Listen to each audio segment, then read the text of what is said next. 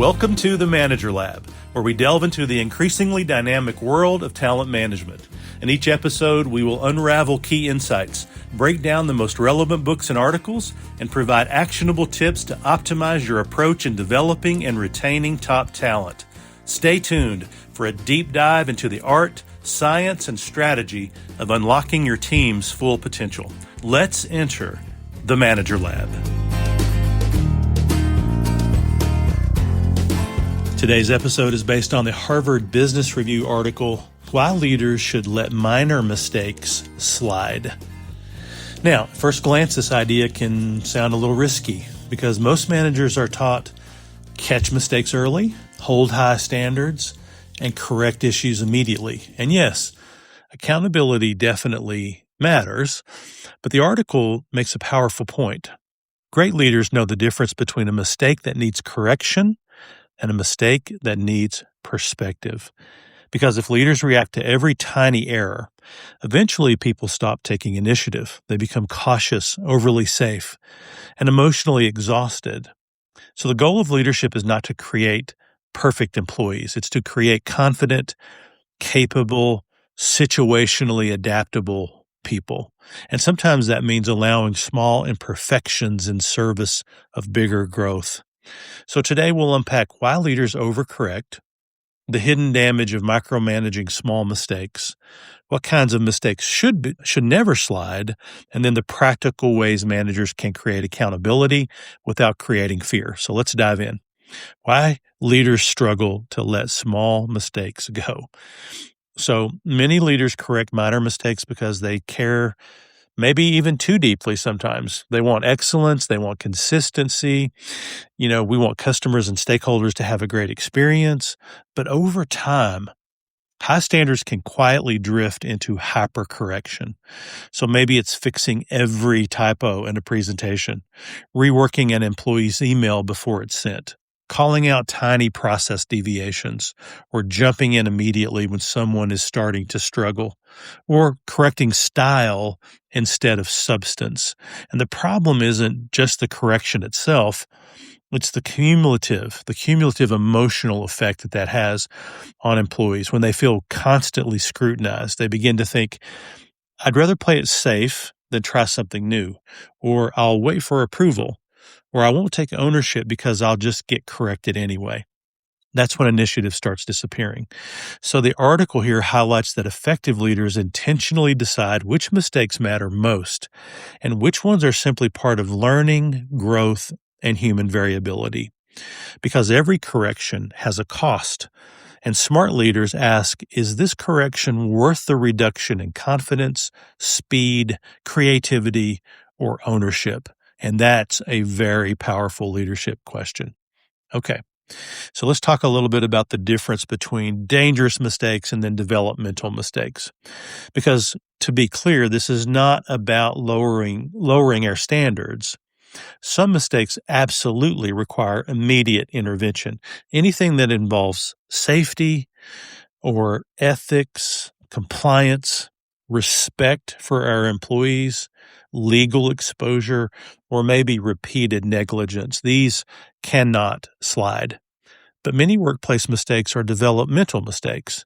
So an example here might be someone structures a meeting awkwardly, or a presentation isn't polished.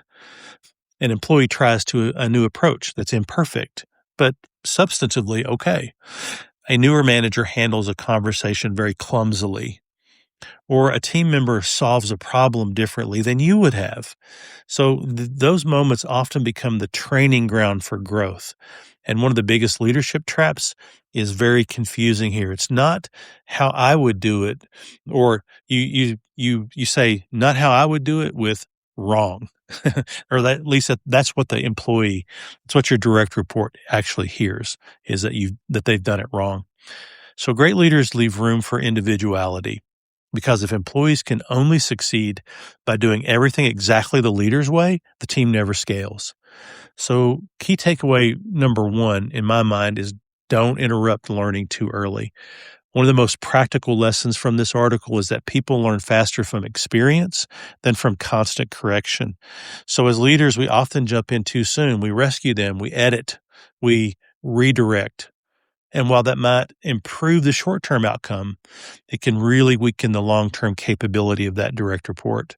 So think about teaching someone to ride a bike. If you never let them wobble, they never learn balance. The same is true at work. Sometimes employees need space to recover from a small miss, or to solve a problem independently, or to realize what works and what doesn't work, because that all builds resilience. Managers often underestimate how much confidence grows when someone solves a problem without being rescued. So before correcting something minor, pause and ask yourself, will this matter a week from now? Or is this actually harmful, what I'm doing? Or could this employee learn more by working through it themselves? That pause can dramatically change your leadership effectiveness. All right, key takeaway number 2 is that constant correction creates a fear-based culture. And this is a big one. Cultures of excessive correction create risk avoidance. People stop experimenting, innovating, stop speaking up. Why? Because psychologically, employees begin associating visibility with criticism, and eventually they decide it's safer to stay quiet. The irony is that leaders who overcorrect often want the very thing they're trying to achieve. They want excellence, but they accidentally create disengagement. And so the best teams usually have two things simultaneously. They have very high standards, but they also have very high psychological safety. This reminds me of a book I read not too long ago called Radical Candor. So when we care a lot, we have very high standards, but we also know that it's really important to create a very, very safe space. People know quality matters, but they also know that they won't be humiliated for every small imperfection. That balance is really critical. For a practical strategy here is to publicly reinforce effort, initiative, and learning, not just flawless execution. So when leaders reward initiative, people keep growing. All right. Key takeaway number 3, and the last one here, is to focus on patterns, not isolated incidents. This may be the most practical management tool in the entire article. Strong leaders focus more on patterns than on isolated moments, because you know this, anyone can have an off day, a rushed email, a missed detail, a less than perfect meeting. But patterns, on the other hand, tell a story. So instead of reacting emotionally to every small issue, leaders should ask, is this becoming a trend? And if the answer is no, coaching may not even be necessary. Sometimes the best leadership move is simply observation. Other times, a light touch conversation is enough. So, hey, just something to keep an eye on moving forward. That's all. And that's it. That's very different from turning every small issue into formal coaching sessions. Employees who feel trusted often rise to the occasion, and employees who feel constantly monitored often become dependent. So here's the mindset shift I think every manager needs. Your job is not to prevent every mistake. Your job is to build people who can recover, adapt, and grow, because that changes everything. Because leadership is not about control. It's about capacity building. If your team becomes more confident, more resilient, more accountable, and more independent over time, you're succeeding as a leader, even if the journey includes some imperfect moments. In fact, it has to. Growth is messy sometimes, but development is uneven sometimes. And leadership requires enough emotional maturity to tolerate imperfection while still maintaining your standards. Well, I hope this has helped, and until next time we meet in the Manager Lab, do good work.